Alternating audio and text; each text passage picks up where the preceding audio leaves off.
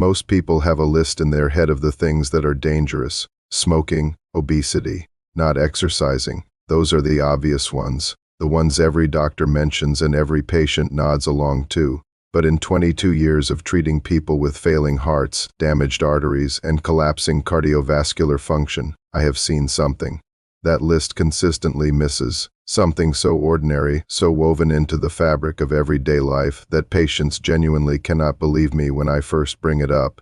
And yet in study after study, in patient after patient, in the test results and imaging I have reviewed for thousands of people over the age of 55, it shows up as a silent, accelerating driver of exactly the kind of damage that ends lives early and without warning. I'm Dr. Alwin Adewale. I'm a cardiologist, which means I specialize in the heart and the entire cardiovascular system, and before you assume you already know what I'm going to say, I want you to stay with me for a moment, because what I'm about to explain is not the standard list of risk factors you have already heard 100 times. It is something deeper. Something that sits underneath those risk factors and drives them. Something that is already happening inside millions of people right now without producing a single symptom they would notice. The heart does not fail in isolation. It fails because of a system-wide breakdown that builds slowly, quietly, over years, and the habits that accelerate that breakdown are not the dramatic ones. They are the ordinary ones, the unremarkable ones, the ones happening in your kitchen, your medicine cabinet, and your bedroom tonight. And the reason they are so dangerous is precisely because they feel like nothing at all. Here is what I need you to understand first. Your heart is not a machine that simply pumps blood. It is the center of a dynamic, constantly self-regulating system that involves your blood vessels, your kidneys, your nervous system, your hormones, and the composition of the blood itself.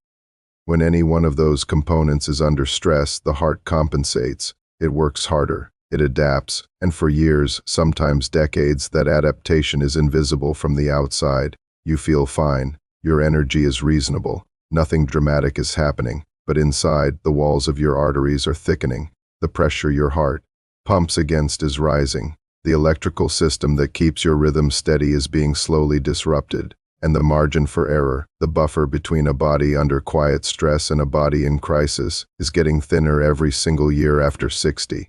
That is the reality I see in my clinic every week, not patients who ignored obvious warning signs. Patients who had no warning signs at all right up until the moment they did. What I want to walk you through today are 4 habits that are doing this damage silently, 4 things that patients do every single day without malice, without awareness, without any idea that they are loading pressure onto a cardiovascular system that is already running with less reserve than it used to have.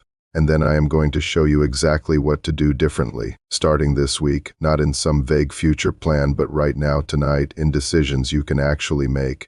The first one stops my patients cold every single time I mention it, because it is sitting in most people's medicine cabinets at this very moment. Over-the-counter pain medications, specifically NSAIDs, the ones with ibuprofen and naproxen as their active ingredients, are among the most underestimated cardiovascular risks a person over 60 can take regularly. I am not talking about occasional use. I am not saying never take an ibuprofen when you have a headache. What I am saying is that millions of people over 60 take these medications daily or nearly daily for chronic joint pain, for back pain, for the persistent takes of arthritis that simply never go away, and they do so without any sense of cardiovascular risk because the pills are sold without a prescription. They feel safe. From a heart standpoint, they are not safe at the doses and frequencies that many older adults use them. NSAIDs work by reducing inflammation, but the mechanism by which they do that also causes fluid retention, raises blood pressure, and in people with any existing coronary artery disease, significantly increases the risk of heart attack and stroke. The FDA has required a warning about this on NSAID packaging for years. Most people have never read it.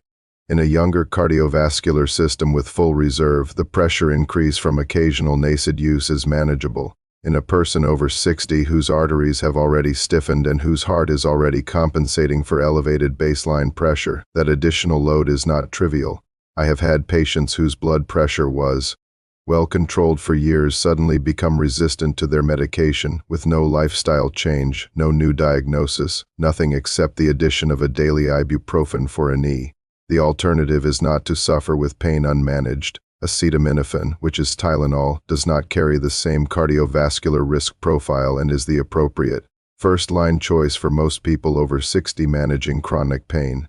If acetaminophen is not sufficient for your level of pain, that is a conversation to have with your doctor, not a reason to escalate to daily NSAID use independently. And if you are currently taking a blood pressure medication and using a NSAID regularly, tell your cardiologist that combination requires monitoring because one is working directly against the other in ways that are measurable and consequential. The second habit is one that feels virtuous, and that is exactly what makes it so easy to overlook. Many people over 60, particularly those who have received any kind of cardiac warning, dramatically reduce how much protein they eat. They go lighter at every meal. They cut red meat entirely. They shift towards salads and vegetables in small portions, because somewhere they absorbed the message that eating less and eating lighter is always better for the heart. In many ways, that instinct comes from a good place. But in practice, I see a significant number of older patients who are chronically under-eating protein, and the cardiovascular consequences are serious in ways that are rarely explained. Muscle mass is one of the most powerful metabolic protectors your cardiovascular system has. Skeletal muscle absorbs glucose, regulates insulin sensitivity, and supports the vascular tone that keeps blood pressure stable. When you lose muscle mass, and you lose it rapidly without adequate dietary protein after 60, insulin resistance increases, blood pressure becomes harder to control, and the metabolic load on the heart grows. The process is slow and invisible, but it is measurable and it is real. After 60, your body actually requires more protein per kilogram of body weight than it did at 40, not less, because the efficiency with which older muscle tissue uses dietary protein declines. The target for most adults over 60 is approximately 1.2 grams of protein per kilogram of body weight per day, distributed across meals rather than concentrated in one sitting. For a 70-kilogram person, that is roughly 84 grams daily, from a practical combination of lean meats, fish, eggs, dairy, and legumes. If you have been cutting protein in the name of heart health, ask your cardiologist or a registered dietitian whether your current intake is actually appropriate for your specific situation. The answer may surprise you. The third habit surprises people because it involves something they have almost certainly been told is good for them. Hydration is universally recommended. Drink more water. Every wellness article says so, every doctor mentions it, and it is true. Chronic mild dehydration is genuinely harmful and genuinely common in people over 60 because the sensation of thirst diminishes significantly with age, and by the time an older adult feels thirsty, they are already meaningfully dehydrated. But here is the part that almost nobody explains. Timing matters just as much as total volume. Your blood is at its most viscous, its thickest and most prone to clotting in the early morning hours after a night without fluid. That is also the window of highest cardiovascular risk. Heart attacks and strokes cluster between approximately 6 and 10 in the morning, and one contributing factor is exactly this: blood that has thickened overnight moving through arteries that are just beginning to dilate after the compression of sleep. The fix is not complicated, but it requires a deliberate habit shift. A full glass of water first thing in the morning, before coffee, before anything else, is one of the simplest cardiovascular protective habits an older adult can build. Coffee is a mild diuretic that accelerates fluid loss. Starting your morning by compounding overnight dehydration with caffeine and no water is a pattern that millions of people follow every single day without realizing what it is doing to their blood viscosity during their highest risk hours. Drink water first, then coffee. That single sequence change costs nothing and matters more than most people imagine.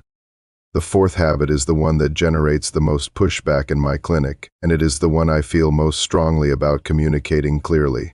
Many people over 60 have been prescribed medications that require consistent daily use: blood thinners, blood pressure medications, cholesterol treatments, heart rhythm stabilizers. These medications are doing genuine, measurable work inside the cardiovascular system every hour they are active. They are not optional, and yet inconsistent medication use is extraordinarily common in this age group for reasons that are completely understandable. The side effects are real, the pill burden is significant, the cost is sometimes prohibitive. The absence of obvious symptoms can make a medication feel unnecessary when nothing seems wrong right now.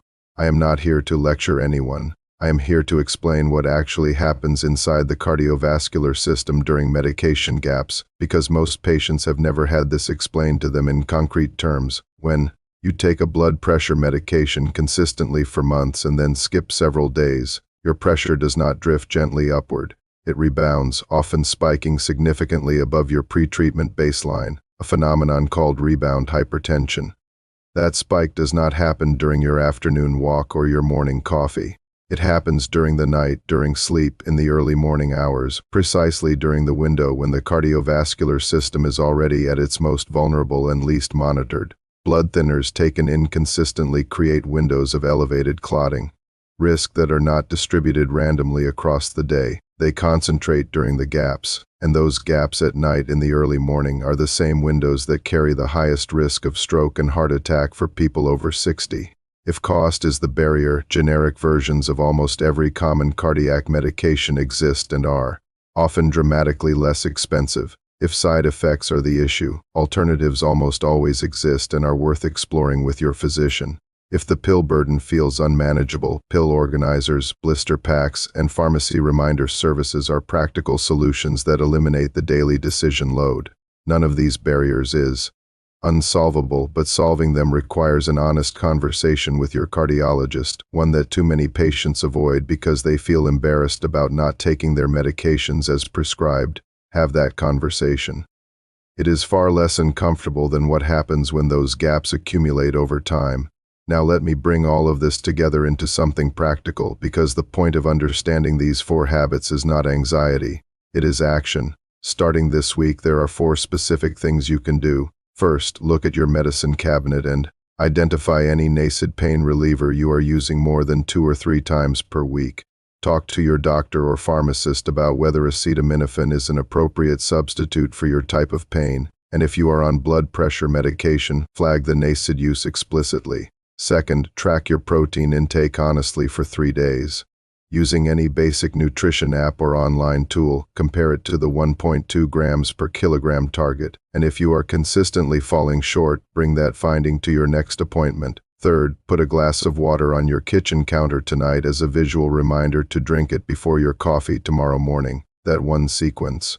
Shift, water before caffeine, is a meaningful cardiovascular protective habit that requires 0 cost and 0 willpower once it becomes routine. Fourth, if you have any prescribed cardiac medications you have been inconsistently taking, write them down and make 1 phone call to your cardiologist's office this week, not to confess, not to be judged, simply to have a practical conversation about whether the barrier is cost, side effects, or convenience, because all 3 have solutions. I want to close with something I tell patients in my clinic regularly, and I tell them because I have watched it change outcomes. Cardiovascular disease does not announce itself with drama in the early stages. It progresses quietly through accumulations of small daily decisions, and it becomes visible in an ECG or a stress test or a blood panel long before it becomes visible in a symptom. The people who arrive in my office after something serious has happened almost always have a history that, looked at in retrospect, shows years of correctable patterns that nobody ever took the time to fully explain to them. You now have that explanation. The habits I have described are not rare. They are the background noise of millions of ordinary lives, and changing even 2 of them consistently, starting now, shifts your cardiovascular trajectory in ways that are real, measurable, and lasting. Everything I have shared here is general medical information based on current cardiovascular research and my clinical experience. It is not a substitute for care from your own physician. Please use it as the beginning of a conversation, not a replacement for one. If any of these 4 habits resonated with something in your own daily life, tell me which one in the comments, because your answer shapes what I cover next.